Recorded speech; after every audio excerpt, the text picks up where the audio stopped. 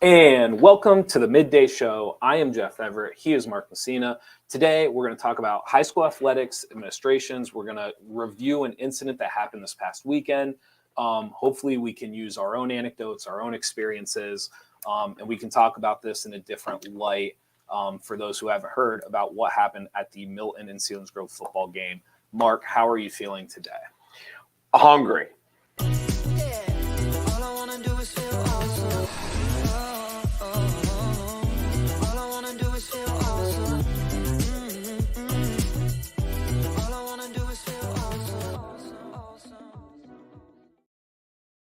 I do have a question for you before we start. Yeah, this is nice. This never happens, please.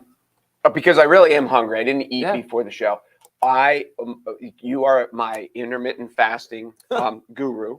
Yeah. You are the one that I never heard of it till you told me about it. Now I'm like a disciple. And weekends, like you said, they're supposed to be cheat days. Sure.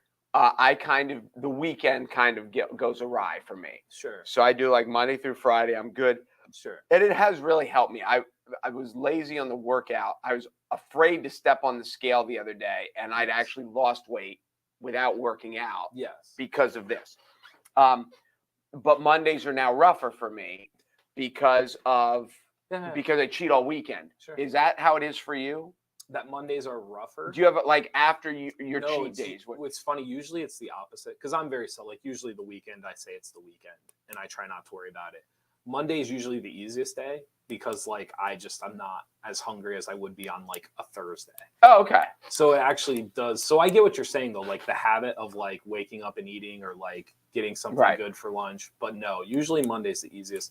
I agree. Like I don't think intermittent fasting is for everybody, but what I think is like if you find yourself in a state where you're not getting to work out as much as you did, or maybe you just don't want to have to work out, it has helped me like not just become a complete slouch essentially. Well, what happens to me on the weekend, it's not really the eating I eat later. Yes. Because I'm up, a lot of times you're out later or whatever the case may be. Yeah. Even if you've been at a game and then by the time you get home from the game, you're eating at whatever time. So that's where it screws up my weekend. Sure.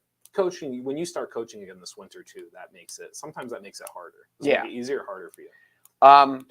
Because I usually eat later because I don't eat as much before. Yeah. So it gets tougher. Anyway, so I just wanted to throw that because when I said hungry, I really am hungry. Oh, I believe it. Now, in about a half hour, I'm going to think, why didn't I eat something at 11? Could have got it from Weis Markets. Could have picked something up. I could have. Today, we're going to talk about the incident that happened at Milton during the football playoff game.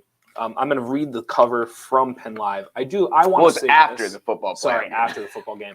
I do want to say this before we start talking about it.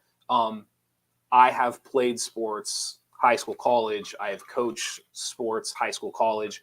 You are very similar. So I just want to say everything today. I don't want to say take it with a grain of salt, but truly this is a conversation. You and I find this stuff fascinating, and how people handle these things and the conversations behind them, what's going on behind closed doors, what the perception is of other people. I think one of the things that makes stuff like this interesting to people is that most people played Little League or played a high school sport. At some point, they were part of a team, part of an organization or something like that. And we all know that every team is different. Every incident is different. How you would handle things. I've been on teams that we would handle something one way, and then I've been on teams where we would handle something, the same thing, completely differently. And so I just want to say before you and I have this conversation, I don't think I'm necessarily wanting to have the conversation about Milton, about Selinsgrove. They just happen to be what the two schools involved. They've brought it to light. To me, there's a broad conversation here about high school athletics, what athletes are responsible for, how high up should they be held responsible. I think there's a fascinating conversation about administrations and public knowledge and posting on social media around this. I find this conversation very, very deep, and I just don't want anyone to take it as this is us coming on and talking about Milton and Selinsgrove. Well, and I think, too, as you mentioned, there are dozens of aspects. I mean, like the story is locker room vandalism. Yes. But as all the things you mentioned with players, with coaches, with administrations, with all these things, there are many, many avenues of this story. some may seem to be black and white very on the surface, and some probably are black and white. But the whole issue is not black and white in any way. Sure. Like there are so many levels of this. Yeah, it's another aspect of society and modern society and social media, and with a blend of old school, because I've read people like, if this happened when I was in school, if they would have done this. So there is the blend of old and new school, Sure. and part of the new school that never existed in the old school because social media wasn't something we dealt with. Yeah. So which this is eventually, I think this is going to turn into a little bit of a conversation about kind of like social media and administrations and how that should be handled. And so a lot of interesting things that we're going to talk about. Here's what I'm gonna do. Do you mind? I'm just gonna read this brief story that was Are you done. implying that I can't read? Is that why? Not I'm at all. trying? You're such a great listener. That I just figured I would read I'm a it good to you. listener. I think I am a good listener. So you can find this story on Penn Live. Visiting team vandalized locker room during PA football game. Milton Area School District locker rooms were vandalized during Friday's home playoff football game against Selinsgrove, according to a news release issued late Sunday. The vandalism is reported to have taken place as Selinsgrove rolled over Milton 30-0 in a District 4 Class 4A semifinal game. It was Milton's first home District 4 playoff game in 11 years and was played at the new Alumni Field, which is located by the high school and middle school in Milton, Northumberland County. One of the quotes, because I'm sure at some point we're going to go through the actual post from the school. One of the quotes that the article used, quote, moments after the Selinsgrove team departed from Milton, various acts of vandalism were found in the visitors' locker room. The damage found is consistent with pictures shared on various social media sites. Those posts feature Selinsgrove football players showcasing acts of vandalism in Milton's visitors' locker room. Quote, it is the intent of the Milton Area School District to hold those responsible accountable for the damage to our facility, end quote. One last final thing we will mention. For anyone who's ever been to Milton High School before, this was not a tiny renovation. They did. This was, according to this was a $14.1 million stadium renovation project that the locker rooms were also a part of as well. So a lot of, it's funny because some of the stuff is very face value. Like it's just very right there in front of you, and there's not a lot to talk about it. But then some of it is very like onions and layers and like peeling it back. So I'll just throw some stuff out there. I think there's a fascinating conversation about high schoolers and social media and locker rooms and like the sanctity of a locker room. Is there still a sanctity of a locker room because of social media anymore? Administrations using social media to kind of post knowledge or post their feelings about an incident. And even, to be honest, even just the idea of a playoff football game. And you and I talked all year about how some of these games are absolute blowouts and how people handle those blowouts. And so I think there's a lot of different ways to go with this, and I'll let you start. One of the things you're mentioning as they were talking about is we have no idea what the coaches knew, because there are lots of times that as a coach, I know I'm the last one out of the locker room because I want to do a sweep to make sure we didn't leave anything. But I know that I don't think I'm always the last one out of the locker room. I think there are times that I'm the first one out of the locker room, and we're on the bus and you're waiting for people and you're kind of like, who's not in there? And so no, but we have no idea what the Selinsgrove coaches saw. I'm guessing they saw none of it. I think for people who have never coached before, never been a part, I think sometimes when you're a fan or a parent or somebody that's on the outside of a team, you don't realize that a lot of the time spent in the locker room is coachless. Yes. I don't know how to explain it other than like, it is kind of a clubhouse for the players. Obviously, it's for changing. And here's the part too. I don't think it's that different for girls either. Like the girls programs that I've been a part of too, like it is kind of like this sacred kind of clubhouse. And so for anybody that's kind of like, well, how did nobody see this? How was nobody there? How was nobody? I mean, I would argue 75, 80% of the locker rooms that I have been a part of as a player or a coach, no one's really ever. I would say even more than that. Yeah. The vast, vast majority of time, the coach is not in the locker room. Yeah. So I don't know. I guess like any sentiment or this idea that like well, the adults are held responsible, or the coaches should have been in there, or the PIAA should have had somebody in there. Listen, I very rarely defend the PIAA. I don't see why the PIAA would have had somebody in the locker room. Oh, God, like no. it doesn't make No. that part of it doesn't make a ton of sense to me. No. The coaches, I mean, obviously you're responsible for your players. I think the coaches should be responsible for making sure that something occurs after. But the idea that the coaches were supposed to stop something that happens in a locker room, where you and I agree, you're just not there a lot of the time. No. You're just not. No, I agree. And there probably, when it's all said and done, there will probably be now a rule in Selinsgrove for every sport that a coach needs to be the last one through the locker room to make sure. Sure. And again, but sure. Even in that example, they're not there while it's happening. Like you're saying, like they should just sweep up at the end. And in our, like, no one's ever told me, we do it a lot, but there's no standing rule. Sure. And I'm sure there are times that I wasn't the last one in the locker room. Yeah. So, yeah, I mean, one of the things that is going to be that we need to be careful about in all elements of society. I just said, let's just not cast blame on people like, well, they should have checked, they should have been there, they should have done. Coaches are, I'm telling you, 90% of the time, coaches are not in the locker. There are lots of practices where the coach never goes in the locker room. Constantly, all the time. Lots of them. This is the other part of it too, and I don't know how to.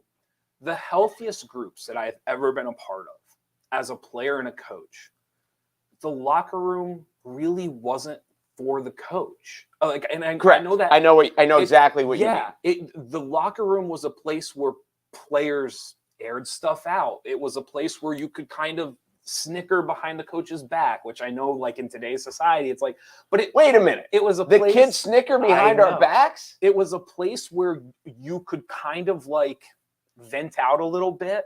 It was a place where you could kind of separate yourself from the fans or the coaches or, whatever was outside of those doors.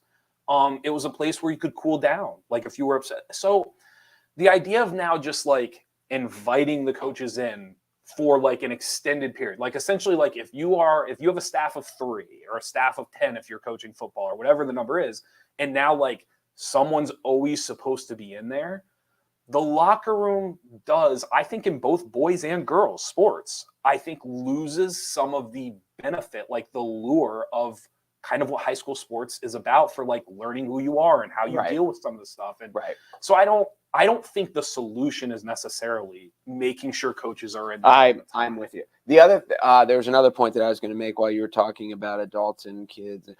One of the other things I read, because one of the great questions being bantered about is now what happens to Selinsgrove because they won. Mm-hmm. Should they have to forfeit? Should their season be over? And one of the people, the comments I read online was that all the kids should be held accountable because even if they didn't do it, they watched and they knew. One of the things I would say is someone might not have known. Depending on when this happened after the game, some kids are out of there quick, especially kids that didn't play, aren't even like shower. They're just getting dressed and getting out in there. So, but the other aspect too is, to be fair, if these are older kids that are doing this, if these are like seniors and, if you're a freshman or a sophomore, you can't step in and be like, whoa, this is wrong. You might verbally attempt to. But I mean, to physically step into is a different. It's difficult. There are kids because I will say that. Well, let me just say, if you're a freshman or sophomore, there may be kids that are like, "Wow, this is wrong," but what can I do? Sure. So to say that those kids, I mean, again, we need to make sure that the right people are held accountable, not just say everybody should have done everything and the coaches should have all been there and the other kids should have all stepped in. It's not quite that simple. I was on a junior high basketball team where there was a padlock as a player. I was in 9th grade, I want to say, and a master lock was found and those things are hard. And one of the guys on the team started chucking it around the lot and and he was breaking tiles in the showers or whatever. Afterwards, this was in the middle of the season, just a regular game. Afterwards, there was an interrogation as to who actually did the vandalism and that kid. I think we were all punished, but we all had to run. But that kid was off the team. So I've been there, and I don't know how much you hold accountable the people who didn't step in and stop the vandalism. Sure. Because it is hard, especially when you're a teenage kid. And these kids were all my peers. We were all the same age. Sure. This wasn't like I was a 7th grader watching a 9th grader. I was a 10th grader watching a senior. So that's one of the things that I hope comes out of this. That just like everyone, they should burn the whole program to the ground. Like there were people involved, and let's deal with them. Right. I don't want to like completely 180 you. But since you brought up kind of what was going on in the locker room, you had expressed about some video being released. I know that there was a ton of stuff on social media. Most of it, I believe, has been wiped. I haven't seen anything on social, but I heard. So after trying to do a search this morning, most of it has been wiped from the looks of it. There are still some screenshots, things like that. I am still blown away by the lack of education. I think education is the right word, of kids posting things to social media that are just so obviously wrong, like so obviously going to get you into trouble. It's you doing something you shouldn't do. There's just very little benefit to posting some of this stuff. And yet, like, I would have thought, if you would have said to me like in 2018, I would have said social media is our #1 issue with kids. And you and I talked about this before. I was like, it's a nightmare. People are posting everything. They like, if they're upset, they post it online. Like, if you would have said to me by 2022, almost 2023, would the issue have been solved not because we've learned how to handle it, but because kids are savvier now? I would have said yes. Like, I would have thought that today, a 17 or 18-year-old kid would be savvy enough to kind of know, if I post this, and I'm still blown away at just the indirectness that they don't understand that, like, no, it's going to be seen. Like, to them, it's like, I'll just post it and ha ha ha. It's like, no, like, this is going to be an issue. Like, most of the 17 and 18-year-old kids that I like have worked with, we are to the point now where they're savvy enough to kind of know, like, post this, don't post that, post this, don't. And so I'm not saying that, like, if they wanted to post it, they should have gotten away with it. That's not what I'm implying. I'm just implying that I'm still to this day shocked that kids are willing to post those things. Well, yes and no, because I will say, #1, I think for a lot of them, the #1 goal of high school is to be cool. Okay. And if there's lots of people posted a lot of stupid things that are like, well, I thought it was funny. Well, okay. But was it illegal? Was it wrong? Was it, but to take it a step further, yes, you would think like the people posting it would use better judgment, but isn't there shortness in judgment? Don't we look at the same people that says, if you're vandalizing and you're breaking stuff and you have like, bad judgment to begin with? Isn't there bad judgment all over the place? Yes. I'm trying to think. To me, that is like a lack of experience. It's a lack of maturity, right? Like maturity, exactly. Them being in that locker room and them vandalizing it shows a lack of experience and a lack of maturity. Guess where they don't lack experience? Social media? Yes. And a lot of them are savvy. And like I said, it's about savviness, right? Like knowing if I post it, well, they see it. And I would assume most 17-year-olds understand the savviness of social media. But what is social media for a 17-year-old? It's just about being cool. Do you have an update, Jared? Oh, I just heard you come in. He said, what? I thought he had something to say. He just wanted to listen to we had a live studio audience for like 15 seconds. So what's funny is, like, I agree. Everything that you're saying about in the locker room, I agree.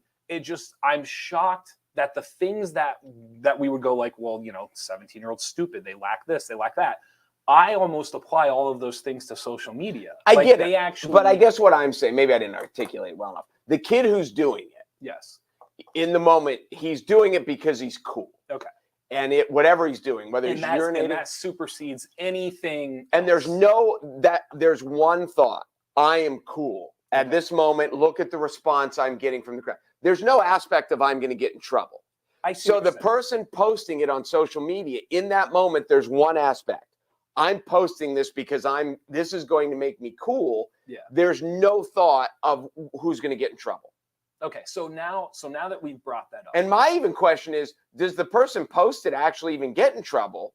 Or is he just outing the people who did it? That all depends on the picture, the poster. Like, I don't know enough about the situation to dive into that, which takes us to me, this is the most fascinating part. And I said this to you before the show. According to the article, Milton had reached out to Selinsgrove to inform them about the vandalism.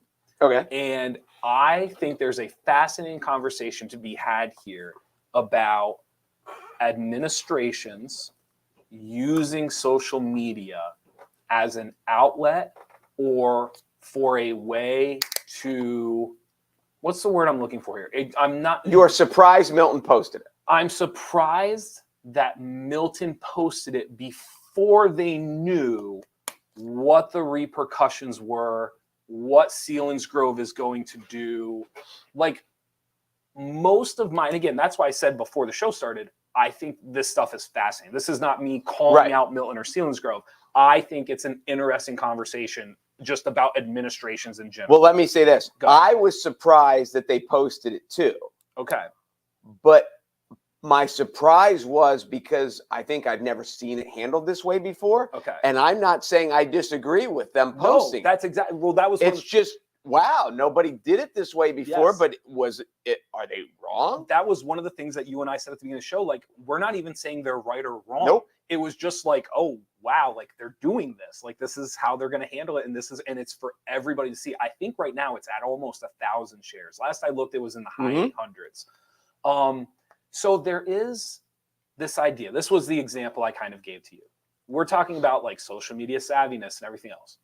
I think if you're Milton, to them, like, there's no wrong on your end here. Like, there's nothing like, so because of that, I think there's much more of a willingness to kind of put it out in front, right? Like, get out in front of it, put it out there and let them know that, like, you're not happy and here's how we're handling it. In the experiences that I have had in the past, typically administrations to administrations, they talk, they handle it. I don't want to say within, there's always disagreements, there's always butting heads, but there is this idea of kind of like, do not blast us on social media because you never know when that train's going to come back around. And so it is, I think what Milton did, they have every right to do it. I don't even know if it's right or wrong. I just wonder if there's a sentiment of, we did nothing wrong here and we are upset. And so we are going to post it to let people know. And like I said, like, that train will end up going both ways. It just, I've been on a lot of teams and in a lot of locker rooms, and there have been a lot of things. And so you just never know when the finger is going to eventually be pointed back at you, when the mirror is going to turn around. And I think that's the fascinating conversation to be had is as an administration, if you're now posting the social media, like, if you're posting to social media to air out your grievances, right? Like, to let people know that you're upset.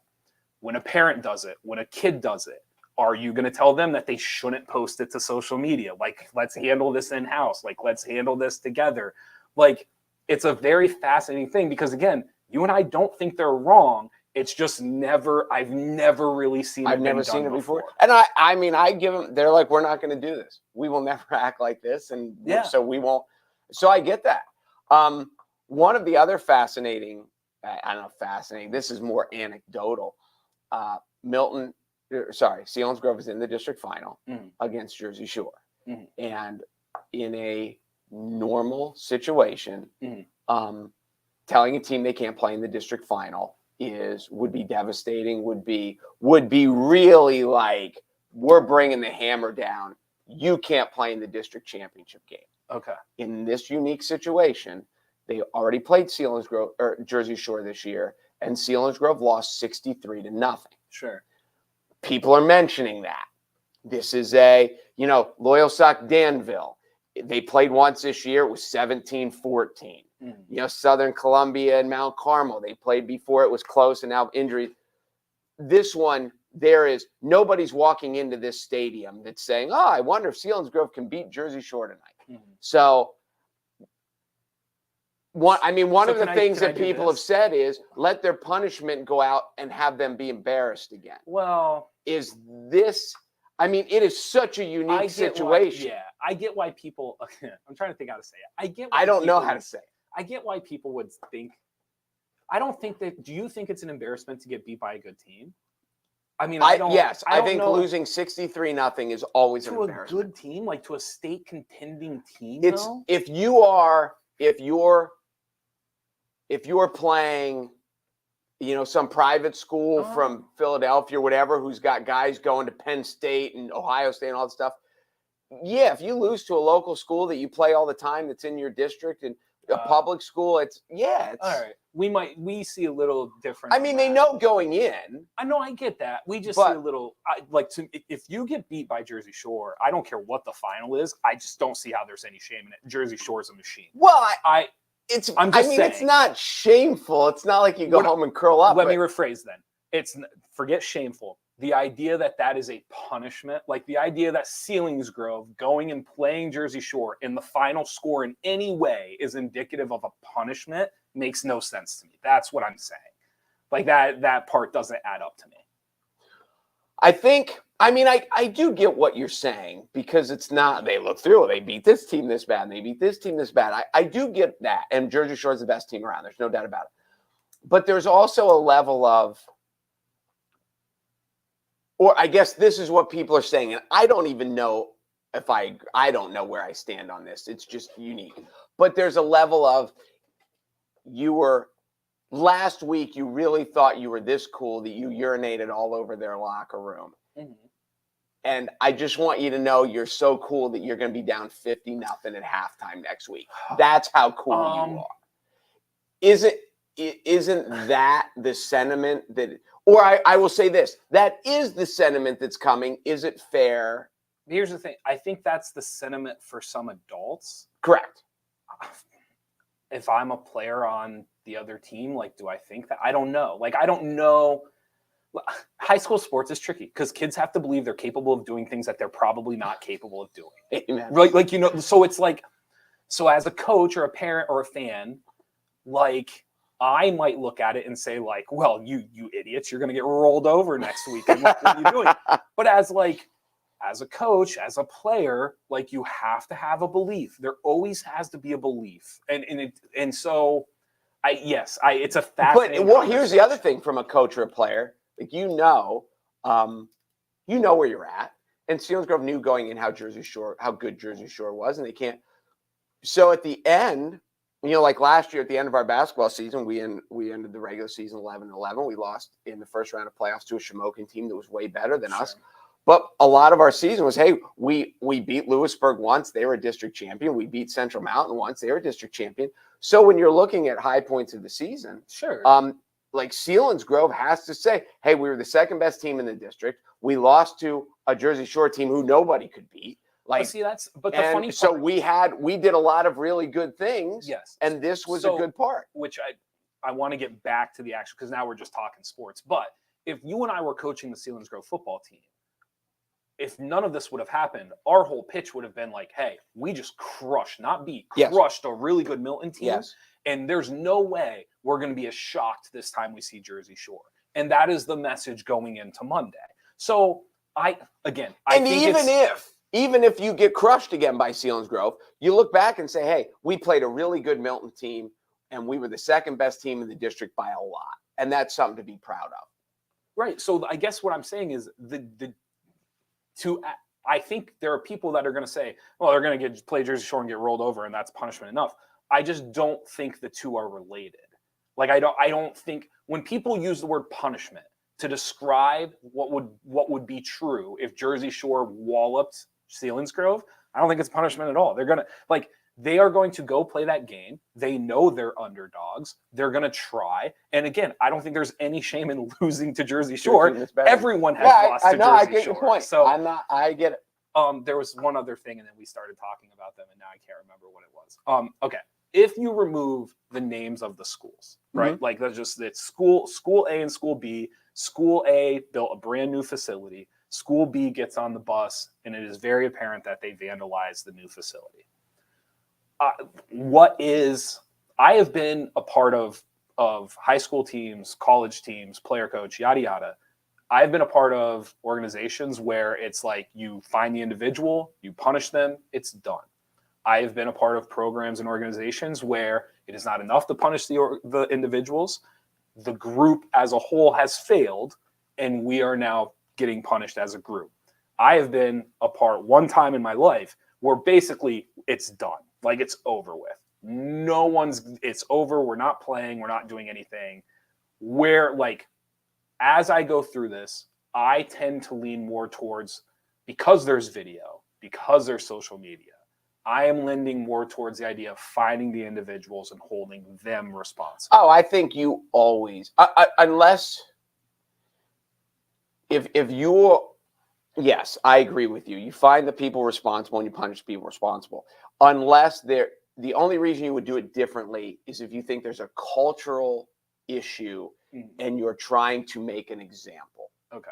But yes, there are lots of kids in the Selinsgrove locker room who did nothing wrong, who were not a part of it. Now, they didn't jump in and take a bullet, but there are lots of kids who did nothing wrong who I don't think should be punished. Yeah, and there's lots of coaches who did nothing wrong and who were unaware, and I'm sure that there are maybe all of the coaches who had no idea until they saw it on social media. Yeah. Because it's not your home. You're not it's not like the next day you came into the facility and they said, "Hey, come look at this." It was at a different school. So I would always find the culprits, and then and I would be willing. There are people on different levels of guilty, who robbed the bank, who drove the getaway car. There are different aspects. Sure. So and there's so many layers to it, and I understand that none of these at face value change what happened, but I think they're worth mentioning, like the facility being brand new, the amount of money that was put into it. Then you throw on top of that school getting to having a highly successful season, getting to host a playoff game for the first time in I think over a decade. It said, I forget what it was, first time in over a decade, and then you get walloped, right? The game does not go the way you want it to go. And then on top of it, you walk into said new facility and it's vandalized. And I can't help but feel like there are a lot of layers that stacked up on top of each other here that maybe exaggerated isn't the right word, because what happened is real, right? And people, it feels like you add in all of those things, and then the social media touch on top of it is kind of like the chef's kiss of the double birds maybe, and kind of and you just kind of put it all together, and it feels like, and then, the administrative Facebook post, it just kind of feels like it got amplified to a point where maybe most of these incidences, like I said, it feels like sometimes this stuff gets figured out behind closed doors, and it gets resolved, and the right people get punished, and it all all of these things added up into this cocktail just feels like it became a statewide story. Certainly the proximity of the schools. I heard there's a kid that now plays at Milton that had been at Selinsgrove, and that there's been a lot of chatter directed towards him. Sure. But yes, the proximity of it, the parents, some of the parents I'm sure work together. Like this weekend, Montoursville played at Athens. Yeah. Most of Montoursville kids never been to Athens before. Sure. They didn't even know where it was. This weekend, Mount Carmel's going to Troy, which is a 2-hour drive. Yeah. So when you get schools that are separated, that not only there's no bad blood, there's no blood. Like they've never been there. They don't know where it is. So yes, because these schools were so local, I'm sure that's even why it happened. Sure. Because there's rivalry back and forth. There's these kids play on travel teams together, I'm sure. There's interaction between the communities, so that's why it's also amplified. Yes. And the other, I just want to, because again, I think there's a lot of things to touch on here. I've said before, football is, I do not envy football coaches, because as someone who was involved in basketball, I'm not saying it's easy to kind of like keep your thumb on every kid in basketball, but I have had a lot of seasons where I felt like I had an individual relationship with almost every single kid. I would imagine in football, it is unbelievably difficult to do that on a daily, consistent basis. I think in football, when you would ask the varsity coaches, the head coach, the offensive coordinator, they do with the varsity kids who play. Okay. As you get down, I would be willing to bet that there are a lot of, if you ask a lot of freshmen and sophomores, how much interaction do you have with like the head coach? Sure. Like I'm there when he talks, but I don't really get on his radar until I matter on Friday nights. Sure. As long as I'm a JV player and I'm playing on Monday nights and I'm on the scout team and all that, then it's different. But yes, in the basketballs, the wrestlings, I'm sure the head coach has a much more personal relationship with all of them. Yeah. But I mean, some of these rosters, even soccer and baseball and track, like it's hard. It's impossible. Oh, it's really hard. Do you think, because these were just two more things I jotted down, there is, I don't know how to say this, because I brought up the Milton Facebook post and we talked about kind of how I'd never seen it before, where it was just like, here it is. And there is like a little bit of an air of transparency with this that is refreshing. Mm-hmm. Does that, like, I'm trying to balance the idea of right now, I'm sure there are kids who regret what they did, and it is getting aired out in a manner that you or I never would have had to experience if we had made this mistake. Right. Like it just didn't exist in our world. But on the flip side of it, there are so many organizations, administrations, everything else, where that behind closed door is not always a positive. And so is there something to be said for just the transparency of like, here's what happened, here's how we expect to handle this, and we reached out to the other school district, but we are not waiting for them. Like, here's what we are planning to do, and here's what we are expecting. I don't know. It's a wave of transparency that I personally have not really experienced within administrations. But again, yes, you're allowed. It's very easy to do that when it's very clear that you're the one that's getting to point the finger. Yes. So it's something like Milton. Don't take this the wrong way. Something will go wrong at Milton at some point. It might be a month from now. It might be a year from now. It might be 10 years from now. But something will go wrong. And I just Did wonder, something just go wrong with our broadcast? I don't think so. Oh. And I do wonder, will they handle it well if someone were to kind of air it out in public? And that's that's the fascinating question to me. Is it's not that I don't think it's wrong. I just think it opens up a lot of questions down the road that I am fascinated to see answered. And I understand Milton's take of that. Like, totally. if we have a kid that acts a fool somewhere else, then we're gonna deserve it too. Yeah, but now, like, again, what's wrong? I'm still here, so I don't know. Oh, mine says something went wrong. Did I get rid of you? Did Try I move again? You off? Am I gone? Yeah, I'm looking at a freeze frame of you right now. So all I'm saying is, I think that there is I like the transparency. I think it's a new wave. I think it's a good wave. I'm curious to see how it ends. So now, my question again, I can't get back. Can you get? I know. No, you can't, because you're not up on here. So I was going to wrap it up and end it, but you seem invested. Nope, you seem invested. I'll let you keep wrap going. it up. I'm trying. I feel so left out. Oh, we have progress. Okay. See if you can join back on. Enter. I'm entering. All Am I back? You are. Am I? Look at me. You're back. Persistence. I kept clicking. Okay. What did you want to say? Well, one of the things, as you talk about, because of the way it was handled, we were talking about this earlier. I'm assuming that some of the kids that were involved in and I don't even know what vandalism. I've heard urination on walls and floors, and I heard vandalism. Mm-hmm. I don't know. I'm guessing stuff was broken. There's no way to know. I mean, right now, let me rephrase that. Given what you and I know, there's no way for us to know right now in this show. Correct. Okay. And vandalism could be like damage that needs to be fixed. Sure. Or it could be like if I went over and ripped your Atlanta Braves pennant off the wall, that's vandalism. Mm.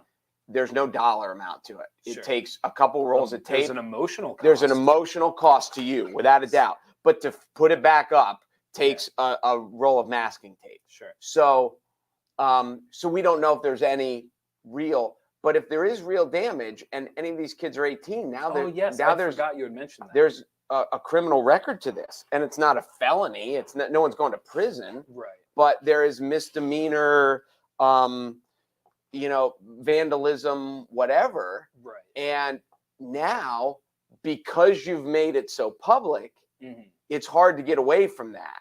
Like you've kind of, because the public is going to be asked what was done to these kids that were, and then you get in the aspect of, well, it's a school issue, we'll handle it internally, because a lot of schools hide behind that. Like it's a discipline issue, we handle that inside, but now it's a crime at our school, and you can't just handle this inside, especially for the kids that aren't minors. Yeah, one of the things that we had talked about, that I mentioned to you the show before, is like I said, I thought the transparency was a breath of fresh air.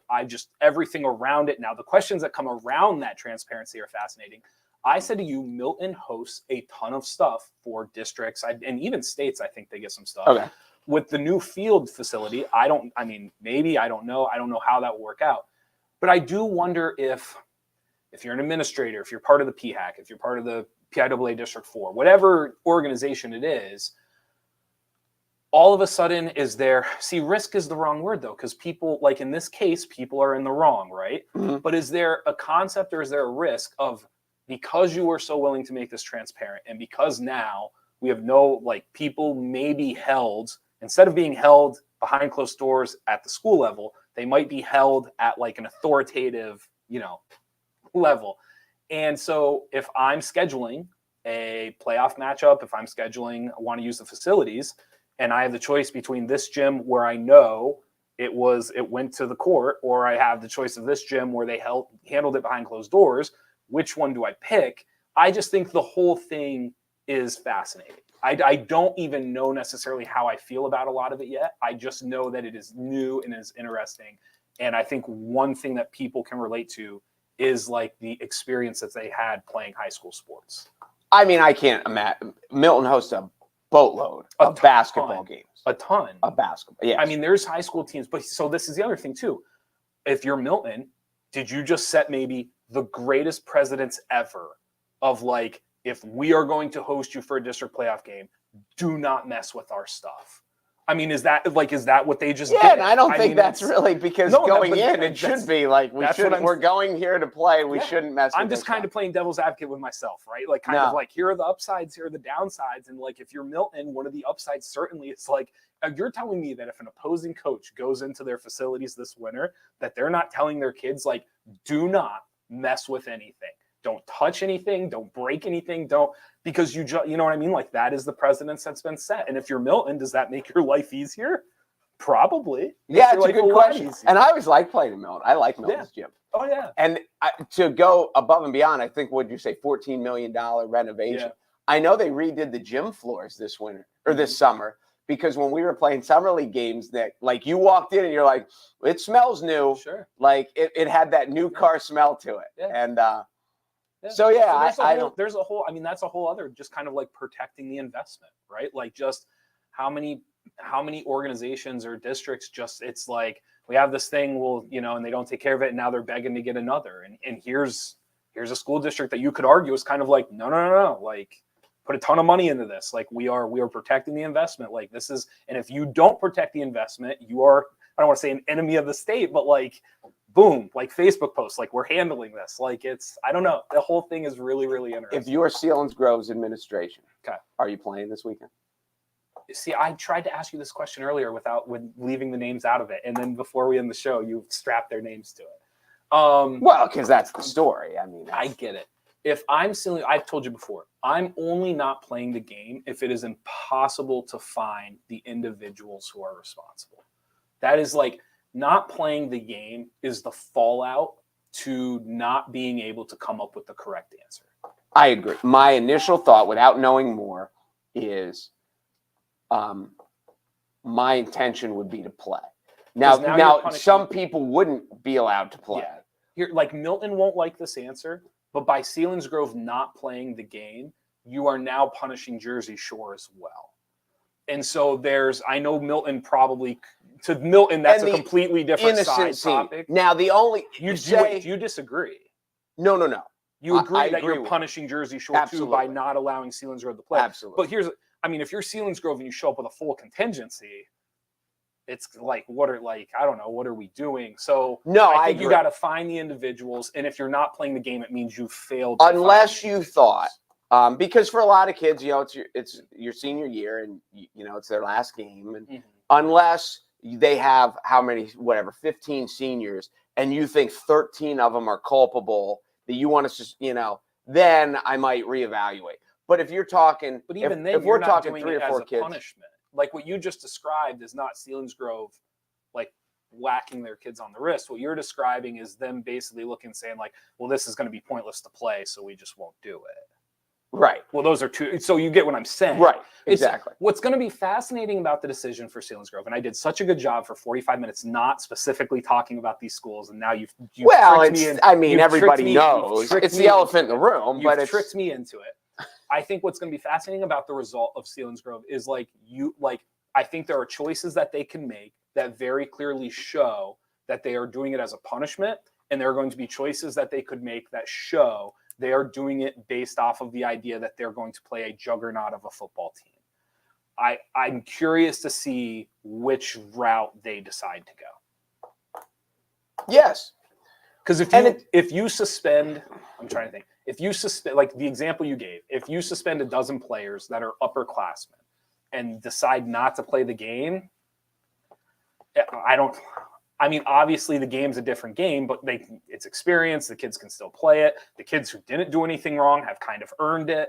I don't know. So to not play the game is an interesting concept to me that I can't wrap my head around not playing the game. It hurts Jersey Shore. It hurts the kids who didn't do anything. I don't know if that's the answer. Yeah, well, let me rephrase that. I don't think it's the answer. I get it, but if you're taking a JV team there, you're not helping Jersey Shore. I know, but see, I think I'm going to call you out for a second. I think you're letting the fact that it's Jersey Shore play too much into it. Because if they were playing because if they were playing a game that was a coin flip, I feel like a lot of this discussion would be very different. I feel like there's a lot of people right now out in the social media verse that are kind of like, well, it's Jersey Shore, so now it's enough. Whereas, if it was just a no-name team that Selinsgrove that were like a coin flip game, I think it's a completely different conversation. So let's look at like Jersey Shore. Can you imagine people because most people don't think Selinsgrove can win the game. Can you imagine the uproar if Selinsgrove had a chance to win this game? Like if Selinsgrove was the favorite. Go and play somebody. It certainly makes the story different. All of a sudden, there would be people coming out of the woodwork saying, do not let them play. Because if they win, they're rewarded. And so that's why I'm saying, I think people are letting the Jersey Shore thing play too much. But I still think, so to take Loyal Sock and Danville, because they played once and it was a 3-point game.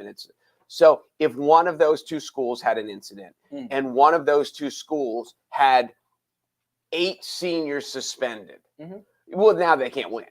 And it's gone from a coin flip game to a game that somebody can't win. So I don't think it matters in general because you were talking about it punishes Jersey Shore. If you take anybody's JV team. Yes. Canton, Danville, Southern Columbia, Mount Carmel. You take anybody's JV team to Jersey Shore, and it's not helping Jersey Shore. No. You're wrong. It's not helping them on the field, but what you're doing is you're allowing Jersey Shore's seniors to get the experience of having a district championship game and having the medal placed around their neck. So I understand what you were saying. I give you that. Yes, from a competitive point, you're right. Like sending a JV team does nothing for Jersey Shore.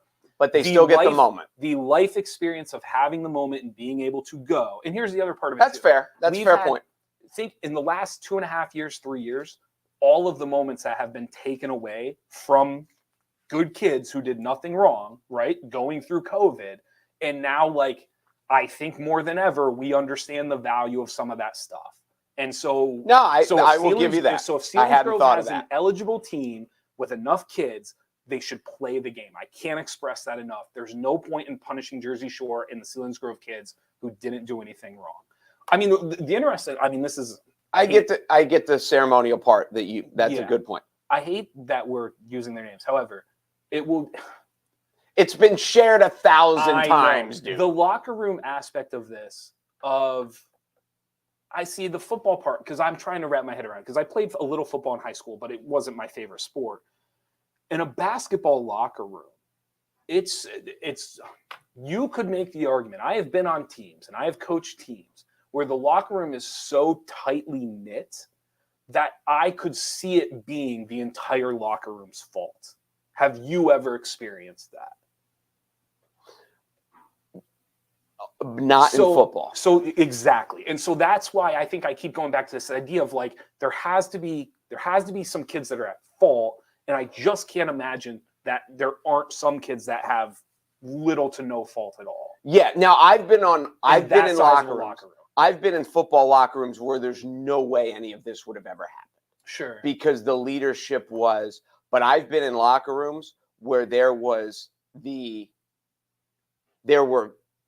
groups of, and those guys over there are crazy. Okay. And like, you just kind of step back and watch. Sure. So yeah, and you didn't like to get your uniform dirty, so never. So you just kind of stayed off the side. Well, here, I want to wrap this up again. I really enjoyed the conversation. I hope anybody listening, I hope they understand, truly a conversation about high school athletes, truly a conversation about high school administrations. Not trying to point the finger at Selinsgrove, not trying to point the finger at Milton. Truly found the conversation fascinating about where high school athletics are at, high school punishments, how high school administrations handle all of it. Really, really enjoyed the conversation. I'm fascinated to see kind of how this all plays out moving forward. It's a bummer that it happened, because otherwise it was a very big win for Selinsgrove. Milton was very good. Milton had a great At the end of the day, yes, it's still a big win. They obviously played great. Yeah. Because Milton was a good team. So it's if you take Jersey Shore out of it, Milton's a great team. Like, if you take Jersey Shore out of it, Selinsgrove's a really, really good team. Like, those two, here's what I think.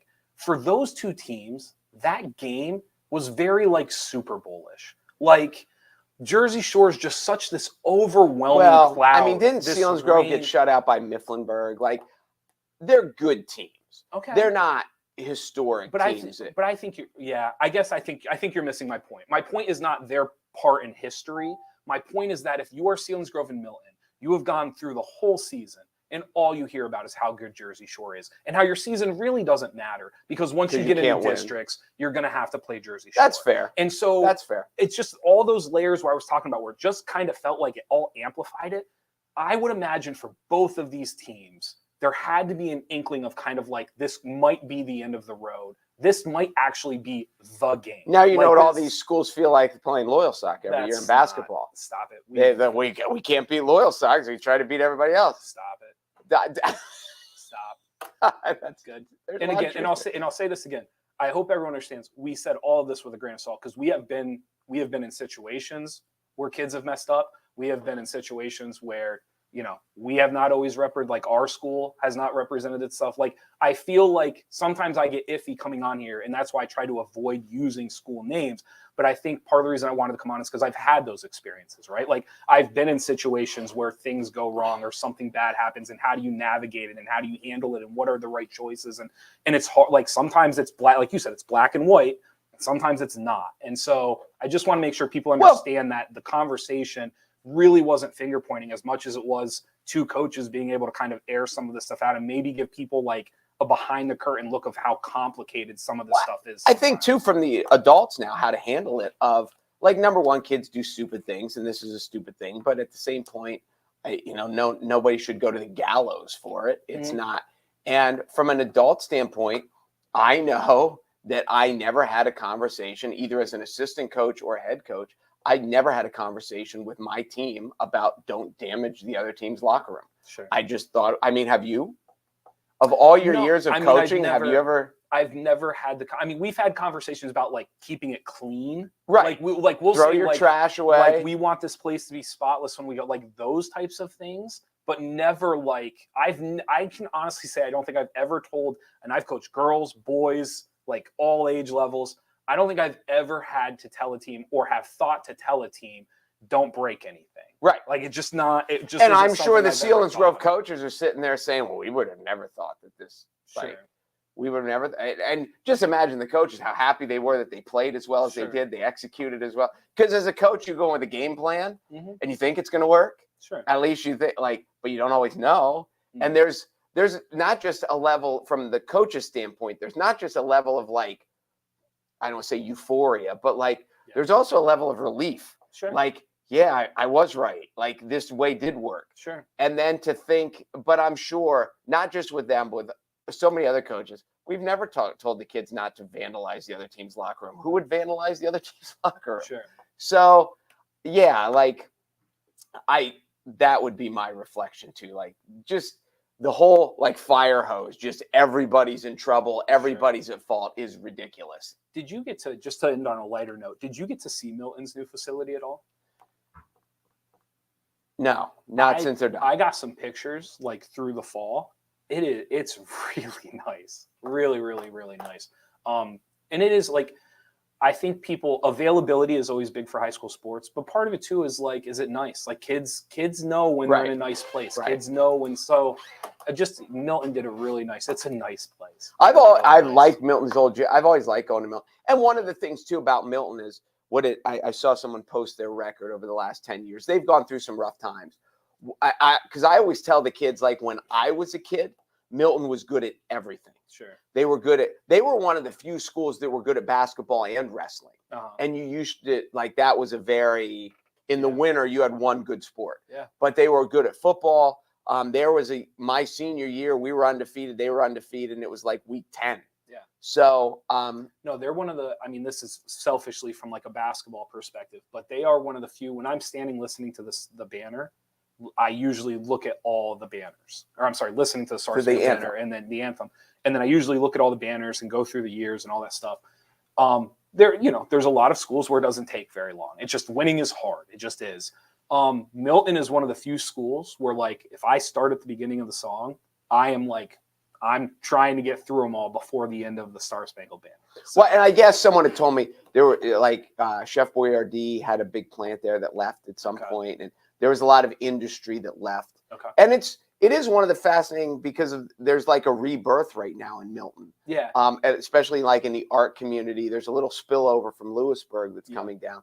So I've always liked going to Milton, and for us, it's close. Yeah. It's like a good rivalry and a good school that's 25 half hour away, whatever. So we did summer league there, and it is, I don't know, it's unfortunate. I hope that throughout, I'm sure with 1,000 shares, I'm sure that throughout there's going to be a lot of school districts and a lot of coaches having talking points with their kids to learn from this going forward. I would agree with that. Just a couple of things real quickly because we do have to go. Heather says, wouldn't it have been normal for the coaches to be in the locker room with the players, and most likely at least one coach have been the last person out? That confuses me about the situation. We actually said at the beginning of the conversation, for anyone who didn't hear it, that actually is not the case. For Mark and I, most of our experiences as player and coaches is that the coach is not always in the locker room. The coach being the last one out is not uncommon. That's more common. Just from did we leave anything?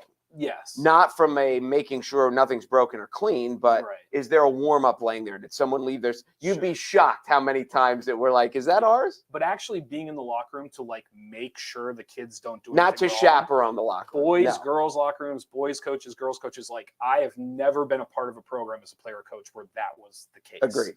It isn't. Summer brings up something as a parent. If this was my child, I would personally bring them back up to apologize and offer help. We talked. It's going to be interesting to see what the result is. Yeah. I don't know what it's going to be, but it's going to be very, very interesting. We're going to leave it at that. Thank you guys for watching the Midday Show. Be sure to go to NorthcentralPa.com for all of your local news, and thank you to Weis Markets for being the title sponsor of the almost Emmy-nominated Midday Show. Soon to be. 2023. Soon to be. Apparently, we just found out though the Emmys were this fall. Yeah, my daughter told me that. My daughter watched the show later. And she's like, "You idiots! The Emmys just happened." We missed. Yeah. So there's a lot. There's a lot there. Yep. We'll see you guys tomorrow. I'm Jeff Everett. He's Mark Messina. Thanks for watching.